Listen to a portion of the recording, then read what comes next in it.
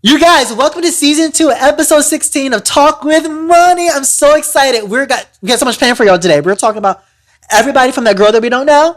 We're talking about Ruby Rose. We're talking about we're talking about independent artists. I got some advice for y'all too. So you guys, oh my gosh, and we have a surprise on Money's for Listen. Stay with us. Go grab your snack. Go grab your drink. I'll see y'all soon. Okay, you guys. So this is a general statement, by the way. But I have a lot of people that come up to me and artists in particular and just ask me like, Money, how do I get started? What am I supposed to do? And da da da da. I'm like, well, drop the fucking song to start, because a lot of people will just hold on to songs until they become perfect. But that's not how I got started. And with me, just make it more personal and relatable. When I first got started, I wasn't great at my music. I wasn't good at my music too much. I mean, I had an idea how I wanted to sound, and I knew where I wanted to be, and I was excited for y'all to hear me. And I was excited for y'all to know that I wanted to do it. I was kind of like Kim in a way too, just with more talent. Like I wanted to be famous, and so, like I was recording in my bedroom every day after high school, and I finally recorded my song "Delusional," and it sounded horrible. But guess what I did? I released it.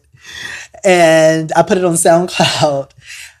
But literally, when I put it on SoundCloud, y'all, like no lie. And if y'all went to high school with me, y'all know this story, then please comment. But no lie, the entire basketball team, the entire football team, cheerleaders, their parents, everybody, their teachers started singing the song. And then, mind you, at the time though, I did have a commercial out for Chinelos. But, I was a loser kid in high school during this time before the commercial and the song got released. And it sounded horrible. Y'all picking up what I'm saying? But my confidence and the fact that I didn't have my style, so I was wearing jeans that were, whatever. They're just jeans, Levi jeans. But anyway, I released a song. And then months later, I went to the studio to re-record the song once I got startled at the popularity that my song grew. At this time though, y'all, I was 18 years old when I released my first song. And I stopped counting age at 25, so I can't really tell y'all too much about that. I don't know how long ago that was. But y'all get my point, is I did it. And then I did it again next year. And then I did it again. Then I kept doing it. It's been a long time since I've been releasing music, although I have no recollection of time. And that's fine. But, my point is, you guys, we have to get out of our own heads and stop. We're our biggest critiques. When I found out as artists that we are our biggest critiques, I said, okay, I'm a critique to the point where I get where I know the standard that I want, but everything else is subjective. And I'm going to leave it up to the listener. And honestly, real shit, you honestly cannot grow into who you are without releasing and receiving feedback. You have to receive feedback and not be offended at the feedback. But that comes with knowing who you are, knowing what you have to offer, and knowing your potential. And you taking yourself there. And so it's like, the more you believe in your record, the more the general public will believe in your record. But nobody's going to believe in your record if you don't. They can't convince you to believe in your song. You have to convince them. But that starts in the writing process, in the recording process, and by you listening to your song 1,000 times between you and the producer and engineer to build and perfect the song, but release the song. And it's like, you cannot think, oh, why? And then a lot of insecure artists would get jealous of somebody or envious of somebody who is putting in that grind, that work. But you can't do that if you're not releasing the song to build your own fan base and your own buzz. The goal as a beginning artist is to build a buzz, not about perfection too much. Nobody jumped off the gate with perfection, not even Mariah Carey. She was releasing demos. She was building her time up. She was doing what I was doing. Except I was I had my laptop and my JBL headphones, not even like the headset ones, just a little cord, whatever. I had that. She was going to a studio, in New York, building her demo after high school, and then got signed by me and Tommy Mottola for Columbia. But she started releasing and building in the beginning stages. That makes sense? Like Artist development can happen when you get signed to a record label, but it's kind of better to know who you are before people start telling you who you are, because then y'all become unhappy.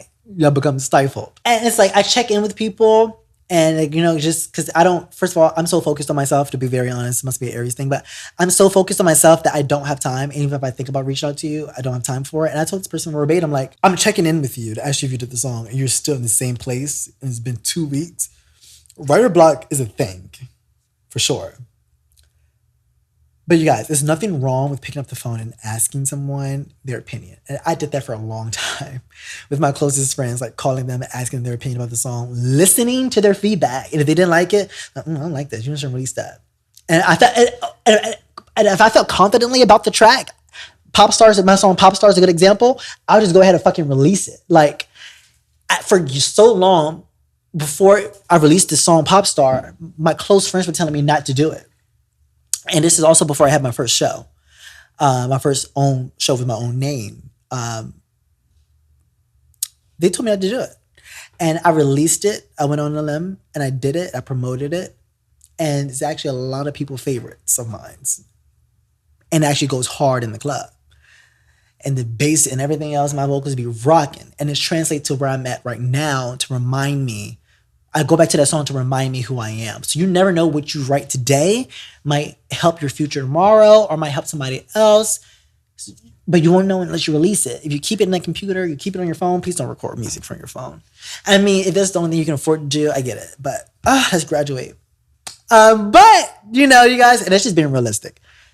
You have to drop the song to build a fan base, to get people rocking with you, to start a buzz. And then you can grow from there. You will start producing fruit from there. You will meet the perfect engineer. Because I didn't meet my perfect engineer until years later of me releasing music and me figuring it out on my own. Then I met the perfect engineer to help build my catalog, who believed in me fully because I believed in myself and he knew he wasn't wasting their time. Y'all want people to believe, y'all wanted to be the opposite. Y'all want people to believe in you before you believe in you. That don't make fucking sense. And y'all think that y'all can stray me from believing in myself when I spent years, making this a habit. They say it takes 15 times to do something, making a habit. I spent years making this a habit. Y'all can never convince me not to believe in myself. Just take my advice, y'all. Just take my advice.